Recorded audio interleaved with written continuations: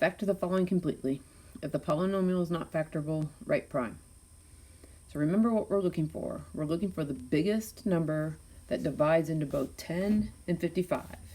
And it happens to be 5. So then when we figure out the rest, we're going to do 10 divided by 5 is 2. We didn't do anything with x.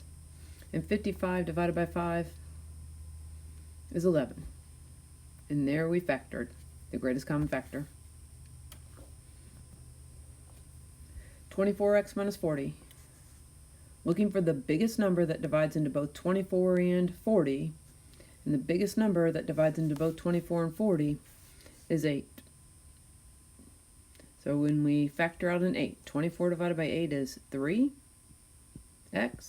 and 40 divided by 8 is 5.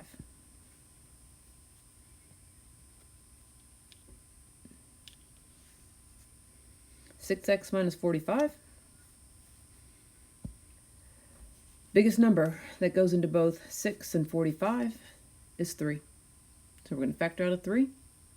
6 divided by 3 is 2x, and 45 divided by 3 is 15. 18x minus 9. Again, looking for the biggest number that divides into both. What goes into both 18 and 9 is 9. There's our greatest common factor.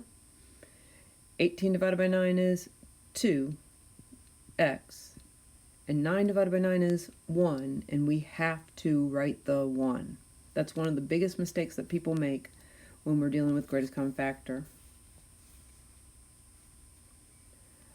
Number 5 finally changes a little bit because we've got an x squared and an x in it, but we can start with what's the biggest number that divides into both 2 and 8, and it's going to be 2. Between x squared and x, remember we take the lowest exponent, which is x, and now that we know that, we can figure out the rest. 2 divided by 2 is 1. No, you don't have to write it.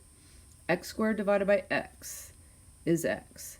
And what I often say, which is maybe a little bit different from what Miss Collini said in the notes, is we have 2 x's, we take out 1, we've got 1 left.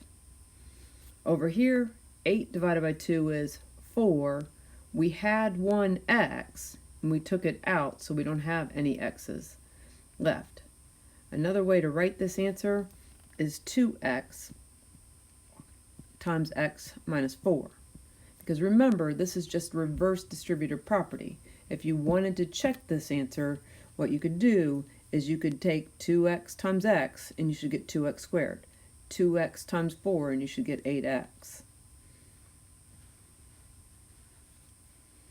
When we look at problem number 6, biggest number that goes into both 30 and 35 is 5.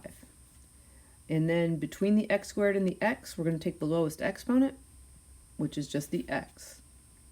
And then we divide. 30 divided by 5 is 6. X squared divided by x. We had 2 x's, we took out 1, we've got 1. 35 divided by 5 is 7. We had 1 x, we took it all out.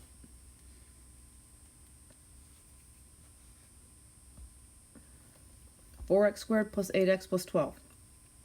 Just a teeny bit different on this one, but once again, we're still looking for the biggest number that divides into both 4, 8, and 12 this time. And it's going to be 4. We don't have to worry about the x's because there's an x squared in this term and there's an x in this term, but there is not an x with the 12. So our greatest common factor is going to be 4, and then we can figure out the remainder by dividing. 4 divided by 4 is 1. We didn't do anything with the x squared. 8 divided by 4 is 2, but it's 8x divided by 4, so it's 2x. 12 divided by 4 is 3. If you prefer, again, the 4 is still the greatest common factor, and we're left with x squared plus 2x plus 3. We don't have to write the 1. And finally, to finish here, when we look at this one, same kind of setup here. We're looking for the biggest number that divides into 2, 16, and 6.